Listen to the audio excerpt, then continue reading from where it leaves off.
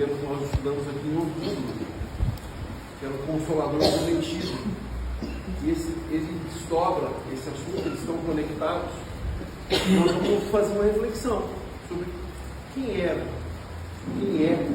o Espírito da Verdade. Então, nós sabemos, até por obras póstumas, e eu quero trazer esse trecho que eu achei na pesquisa do tema, em que o ano era 1856. A coisa estava começando a se materializar. Tudo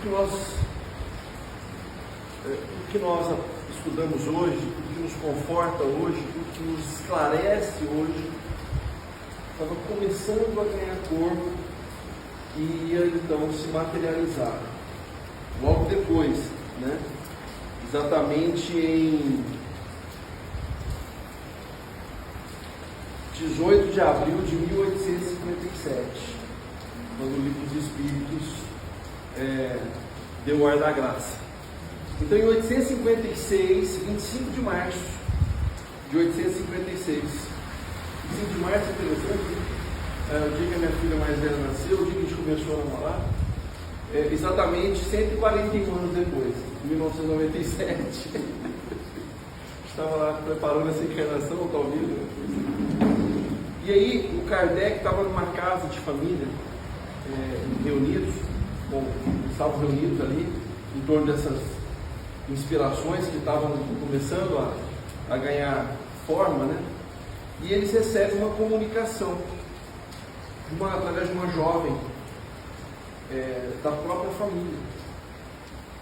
E essa comunicação eu preciso lê-la para a gente entender o que nos aguarda aqui nessas reflexões da noite. O Kardec, ele agradece e fala: meu espírito familiar, quem quer que seja, agradeço-te por ter vindo me visitar. Consentirá em me dizer quem tu és? Então nós vamos ficar o tempo todo perguntando quem é o Espírito da Verdade. A resposta: para ti eu me chamarei a verdade.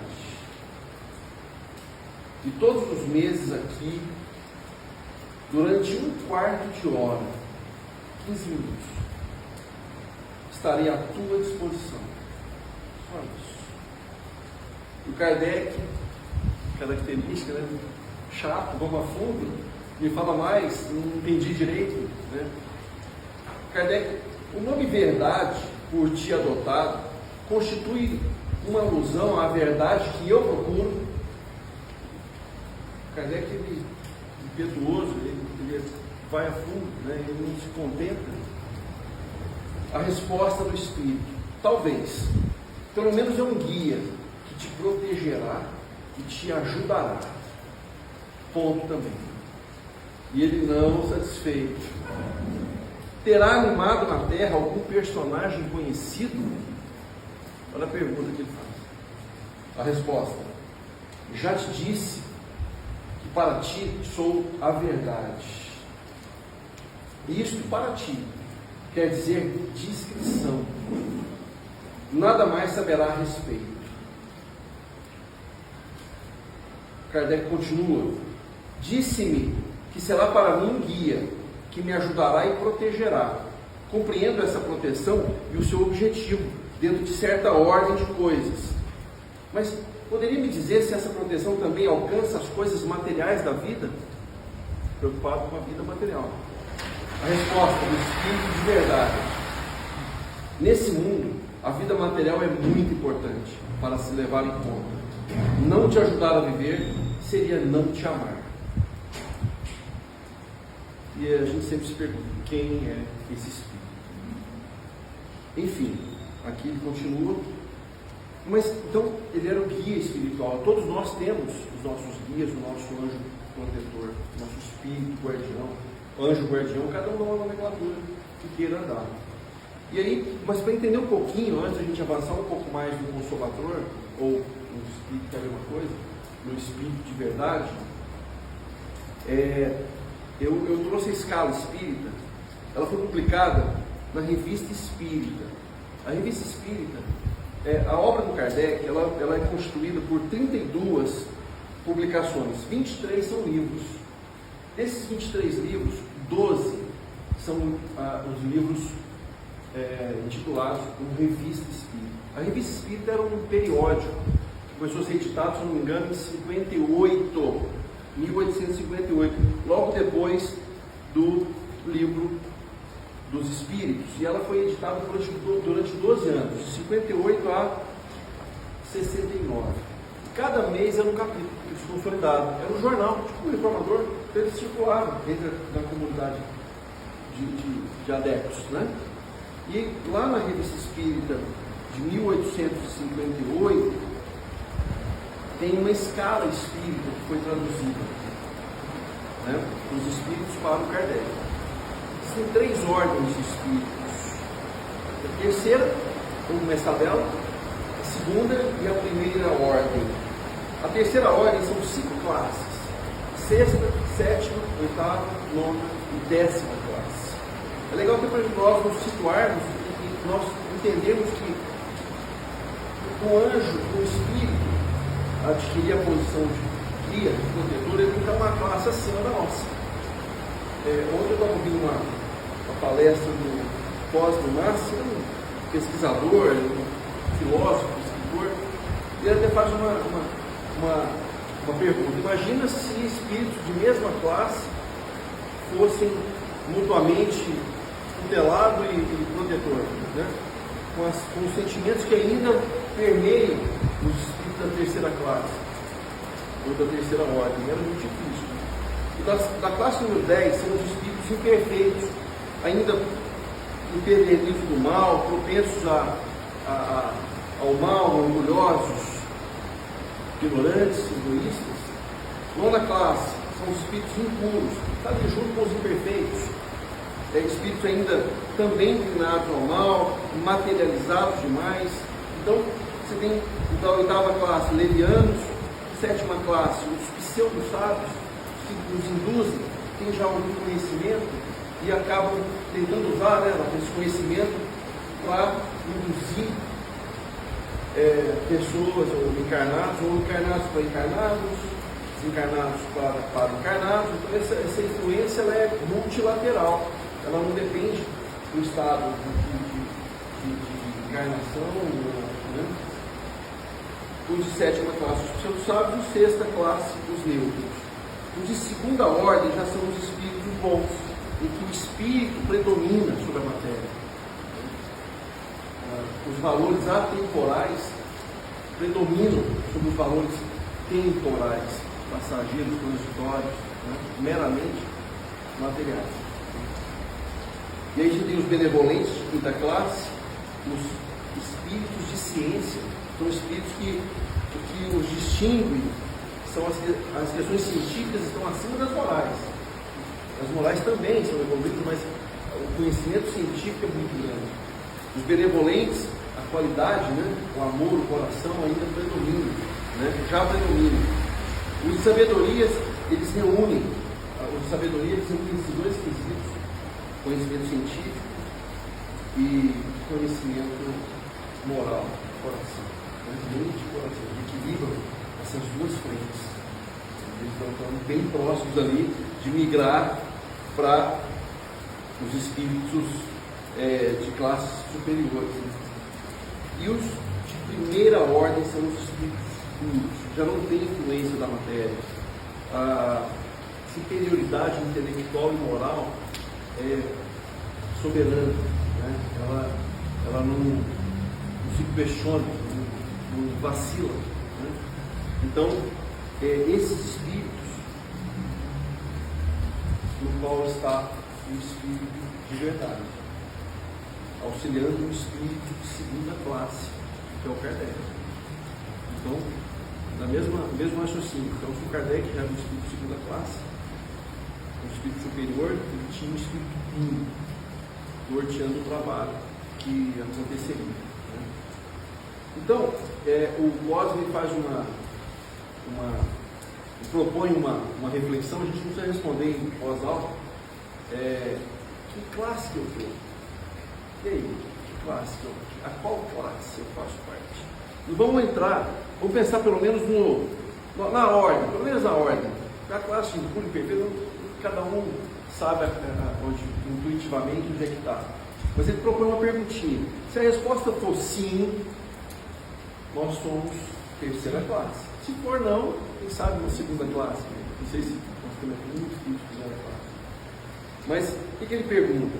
Sentimos ciúmes, raiva, tristeza, mágoa, angústia, insegurança, medo? Se a resposta for sim, tranquilão. Estamos lá na terceira ordem. Agora a classe, ela é indiferente, não vamos aprofundar nessa conta não, para a gente não sair daqui muito triste. Mas a ideia é entender que existe uma hierarquia, que existe uma escala, e que isso é muito bem definido, bem organizado. Mas nós temos o caminho está na nossa mão. A trilha está aí, e ela está aqui, é dentro. Então, quem era esse Espírito de verdade? Vamos continuar essa reflexão. Por muito tempo se acreditava que era uma pleiade de espíritos, uma comunhão de espíritos que formavam o grande Espírito da verdade. Mas na própria obra, aquele texto daquele diálogo com Kardec foi extraído das obras póstumas, tá? Também dentro de uma das obras da codificação. Essas reflexões vão estar todas dentro dessa estrutura do Kardec, o livro dos Espíritos, dos Médiuns, o próprio Evangelho. Então nós vamos estar trafegando aí, né? Nós não temos não é taxativo quem é o Espírito de verdade, não existe. O Kardec não assume quem é. Nós temos vários indícios, nós temos vários caminhos para refletir e concluir quem é esse grande Espírito. Então, essa pleiade, eu trouxe uma observação, agora dia 31 de março, são 155 anos do desencarne do Kardec.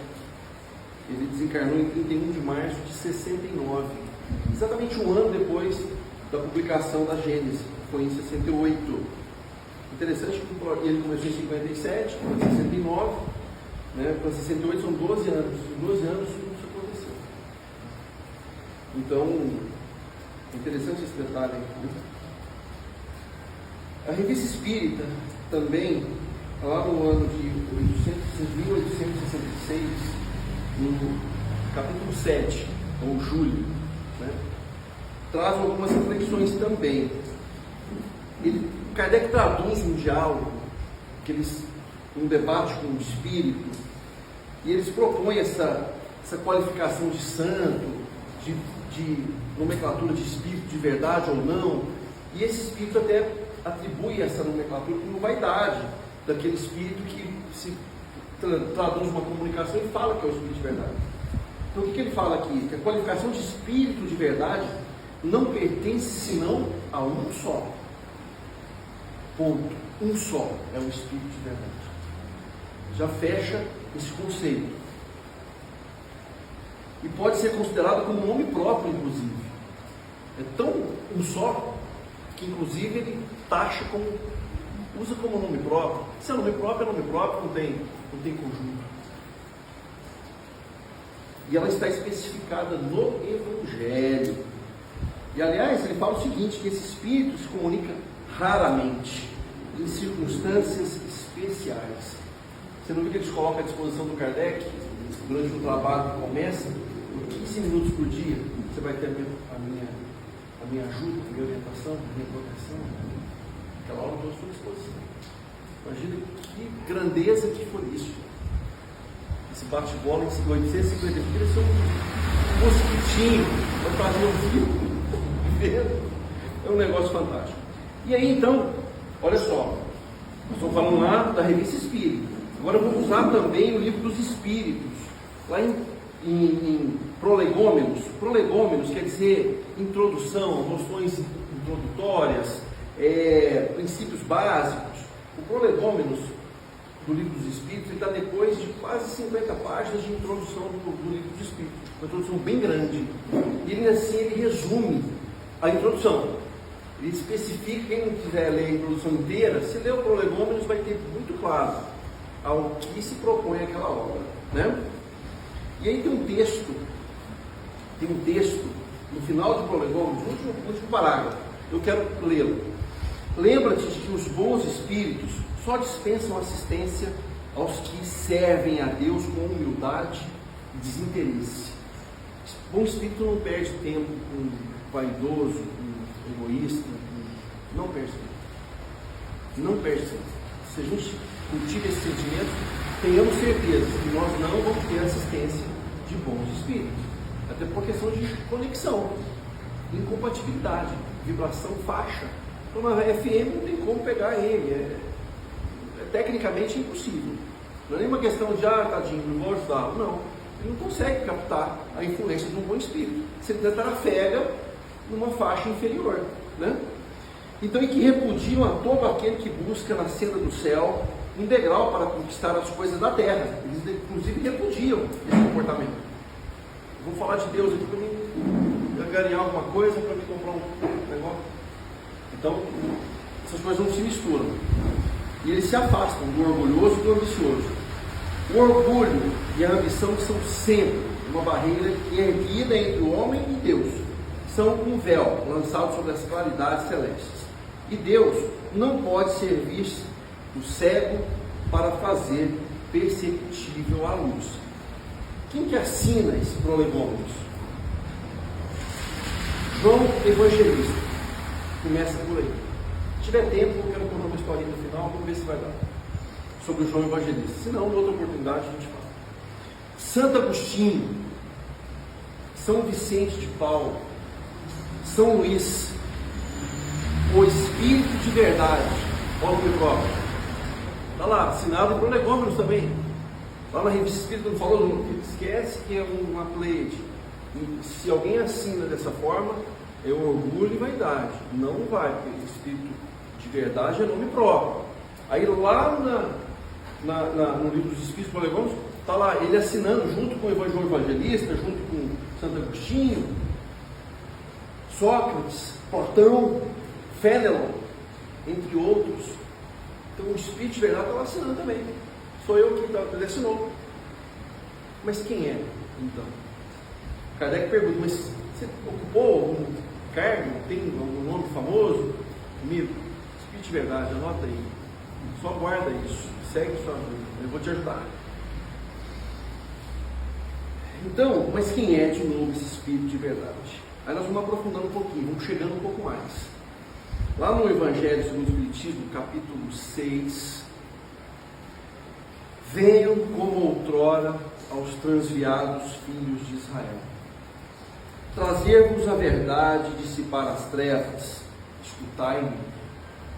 O Espiritismo, como fez antigamente a minha palavra, tem de lembrar os incrédulos que acima deles reina a imutável verdade, o Deus bom, o Deus grande, que faz germinem as plantas e se levantem as ondas. Revelei a doutrina divinal, como um ceifeiro, reuni em feixes o bem esparso no seio da humanidade e disse: vinde a mim, todos vós que sofreis. A lição é grande, mas eu quero só deixar esse parágrafo, porque eu quero usar outros parágrafos. O que é esse Espírito de Verdade? Isso foi comunicado em Paris, em 1860. Só mais uma desse trecho. Uma outra comunicação, essa foi dada em Bordeaux em 1861, a 600 km de Paris, inclusive. Sou o grande médico das almas e venho trazer-vos o remédio que vos há de curar. Os fracos, os sofredores e os enfermos são os meus filhos prediletos. Venho salvá-los, vinde a mim. Vós que sofreis e vos achais oprimidos, e sereis aliviados e consolados. Começa a formar uma ideia de quem é o Espírito de Verdade? Lá no íntimo, acho que eu sei o que é o Espírito de Verdade. Já dá para ter uma ideia, né? Em João, Esse capítulo de João é bem extenso, mas eu tirei o 15, o 6, o 15, o 16, o 17, o 18 e o 26. 6 versículos, simplesinho, em João 14, tá? Quem quiser depois ler todo. E respondeu Jesus: eu sou o caminho, a verdade e a vida. Ninguém vem ao Pai. Vem ao Pai. O Pai está em mim. Ninguém vem. Não é que ninguém vai estar lá ao Pai, como um ser separado, desmembrado do Pai. Eu e o Pai somos um. Ninguém vem ao Pai, senão por mim. Pela minha vida, pelo exercício daquilo que eu falo e faço. Ninguém vem ao Pai, senão por Ele. No item 15, ele diz: se vocês me amam, obedecerão aos meus mandamentos. Então entra já no 16. E eu pedirei ao Pai, e Ele vos dará a vocês um outro conselheiro, consolador, para estar sempre com vocês. E aí no 17, ele fala: Espírito da verdade. O mundo não pode recebê-lo porque não o vê e nem o conhece. Mas vocês o conhecem, pois ele vive com vocês. Estou aqui e estará com vocês sempre. Ele faz uma promessa que não os deixaria ou nos deixaria órfãos. Voltarei para vocês. E fecha no 26. Mas o conselheiro, o Espírito Santo, então essa nomenclatura, o Espírito Santo, que o Pai enviará em meu nome, ensinará a vocês todas as coisas e fará vocês lembrarem-se de tudo que eu vos tenho dito. Então, e assim, o capítulo 6, ele é perfeito, né? Ele congrega todo o consolo, toda a promessa de Jesus para nós. O capítulo 6, ele é um refrigério, ele joga anestesia, ele joga anti-inflamatório, ele joga analgésico sobre as nossas dores. Quando a gente lê no coração aquele capítulo, você recebe o conforto imediato. Sou o grande médico das almas, venho como outrora aos filhos transviados de Israel, eu sou o jardineiro divino. Eu cultivo as vossas almas no silêncio dos vossos pensamentos. Nós vamos fazer silêncio para que a gente perceba esse cultivo. E quando a trama nos escapar de vossas mãos, quando os vossos olhos se fecharem à luz, verá germinar, verá sentir a minha presença. Olha, quando a trama, estou contando a minha rede aqui, estou costurando a minha coxa de retalhos da minha vida. Quando essa coxa, quando essa trama escapar da minha mão, vai germinar em mim a semente que Ele está cultivando no silêncio dos meus pensamentos. Na agitação, na preocupação, na loucura, no estresse, na maluquice, no desespero, eu tenho que me aquietar, eu tenho que fechar os meus olhos, eu tenho que acalmar minha mente, eu tenho que pensar nele, eu tenho que me conectar com ele. Aí ele vai cultivar essa semente dentro de mim. Um convite à meditação. Jesus todas as vezes se ausentava, podia fazer a prece dele, podia meditar. Parar. Eu preciso agora conectar com meu Pai. Eu preciso agora buscar forças nele. É só Ele que me dá a força que eu preciso. Então Ele fazia isso. E nos convida a fazer isso e nos promete que quando fizermos isso, Ele estaria cultivando as nossas almas, toda a trama escapar, quando os meus olhos se fecharem à luz. Eu vou sentir isso germinar em mim. Então, vamos lá para o capítulo 31, item 9 do livro dos Médiuns. É exatamente o mesmo texto. E aí, na nota, é o mesmo texto lá do capítulo 6. Eu, vosso Salvador, vós veio como outrora, aos filhos transviados. O mesmo texto também está no livro dos Médiuns.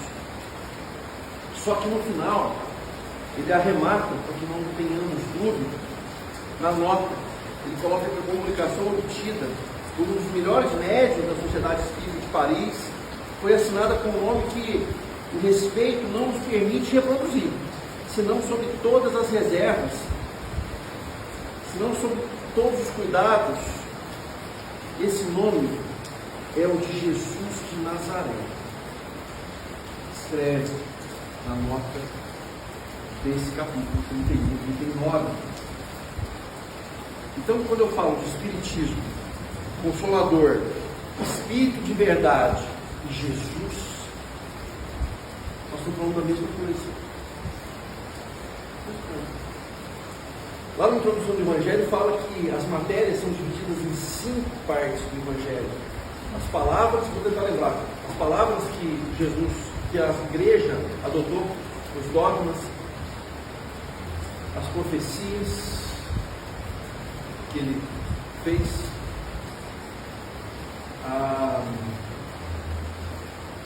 os atos da vida comum de Jesus, palavras, profecias, atos da vida comum e milagres. 4 partes. E a 5ª parte, o ensino moral. Então o Evangelho ele se assenta nesse pilar, o ensino moral, onde não tem discussão. Inclusive, quando ele fala, é a bandeira onde todos os cultos se encontram. Então, o Evangelho de Jesus, ele é assentado com o Espiritismo. O Evangelho segundo o Espiritismo é assentado em cima da moral de Jesus. Então, Evangelho, Espiritismo, Jesus. Consolador, Jesus. Espírito de verdade, Jesus. Mas Kardec não podia estabelecer que Jesus é meu guia, Jesus é meu anjo de guarda. Eu converso com Jesus, eu recebo orientações de Jesus. Imagina se ele fala isso. Não falou, ele foi perseguido, ameaçado, crucificado, questionado, né? Então, olha só a sabedoria. Aí eu volto lá em 1856, 1856. Então, não, deixe só a verdade. Não vamos detalhar, não. Deixa só a verdade. Eu sou o caminho, a verdade é a vida. Deixa só a verdade.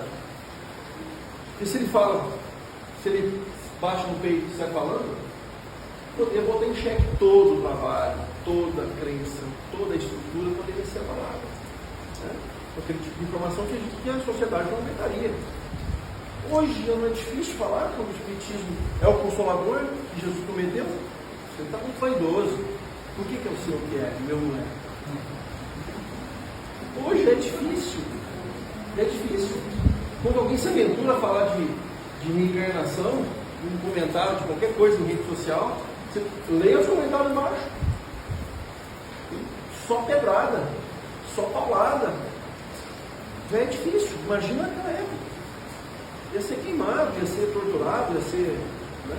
Então, esse zelo sempre aconteceu.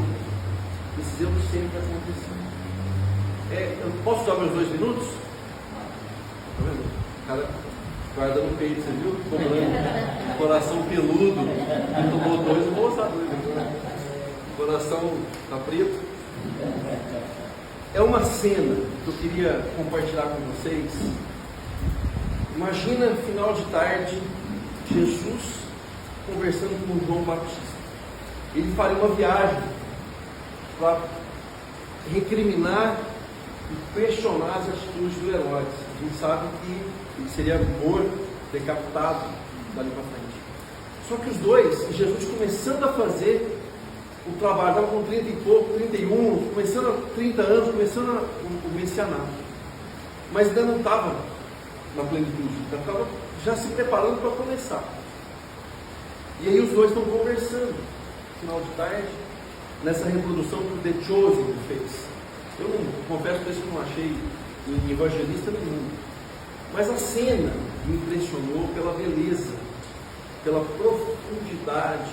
Daria um estudo à parte, só desse assunto.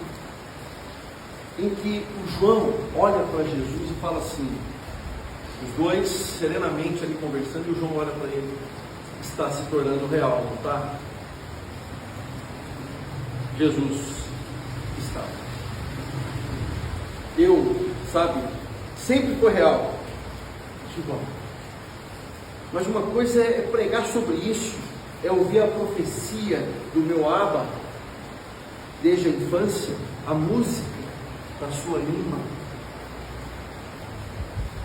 Mas é pesado quando se torna real, não é? Eu só ouvo. Você se sente pronto? Jesus olha para ele e pensa: eu estou sempre pronto para fazer a vontade do meu Pai. Mas isso não é torna fácil. E aí, irmão, escuta, eu fui rude com você, mas é só porque nós nos conhecemos há muito tempo. E eu posso provocá-lo um pouco. Era um brinco, cresceu muito. Mas sabe que o meu coração é seu. A minha vida é sua. O único motivo pelo qual eu fui milagrosamente concebido por 2 idosos foi para abrir o caminho para você. Se entrega. Eu só estou impaciente, porque eu quero ver você começar a trabalhar logo. Jesus olha para ele: eu te entendo. E eu sou bravo. Essa conversa era longa. Mas eu deixo uma reflexão. Eu estou pronto para fazer a vontade do Pai? Cada um faz essa pergunta. É pesado? Isso não a torna fácil. É pesado.